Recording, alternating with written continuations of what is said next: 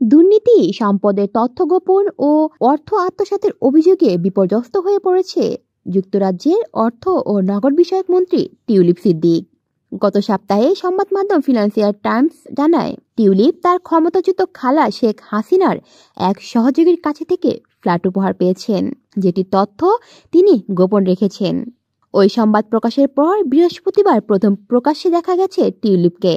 সংবাদ মাধ্যম daily mail জানিয়েছে, তাকে অর্থ মন্ত্রণালয়ের অফিসে যেতে দেখা গেছে। ডেইলি মেল আরও জানিয়েছে, মিথ্যা কথা বলার অভিযোগে টিউলিপের বিরুদ্ধে তদন্ত হতে পারে। টিউলিপকে প্রতারক মন্ত্রী হিসেবে অবহিত করে সংবাদ মাধ্যমটি বলেছে, 2022 সালে তারা তার ফ্ল্যাট নিয়ে তদন্ত করেছিল।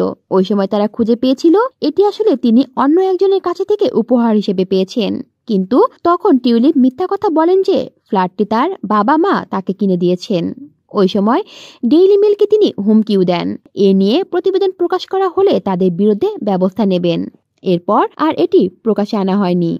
ব্রিটিশ প্রধানমন্ত্রীর দপ্তর ডাউনিং স্ট্রিট জানিয়েছে, প্রধানমন্ত্রীর মিনিস্ট্রিয়াল কোর্ট উপদেষ্টা এখন তদন্ত করবেন টিউলিপ ফ্ল্যাট নিয়ে ডেইলি মেলের সঙ্গে মিথ্যাচার করেছিল কিনা। ব্যাপক চাপে পড়ার পর টিউলিপ ফ্ল্যাট নিয়ে ডেইলি মেলকে যে তথ্য দিয়েছিলেন সে অবস্থান থেকে সরে এসেছে বলেও জানিয়েছে একটি সূত্র। টিউলিপের রাজনৈতিক দল লেবার পার্টির একটি সূত্র নিশ্চিত করেছে, টিউলিপের বাবা মা তাকে ফ্ল্যাটটি কিনে দেননি। এটি আসলে কৃতজ্ঞতার অংশ তার স্বৈরাচার খালার সহযোগীর কাছ থেকে উপহার হিসেবে পেয়েছেন। কলি শিকদার, বাংলা নিউজ নেটওয়ার্ক।